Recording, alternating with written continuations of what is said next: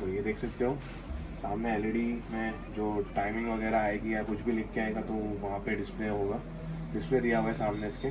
और इसके अंदर मुझे स्पीकर्स दिख रहे हैं कम से कम 1 2 3 3 3 6, देख सकते हो इसके अंदर आपको दिख रहा होगा विजिबल। तो एक इधर है, एक इधर है, एक छोटा ट्विटर है, फिर 2 स्पीकर्स है, फिर एक ट्विटर है। ओके, तो अभी इसको मैं प्ले करके आपको दिखाता हूँ। Let me connect the Bluetooth और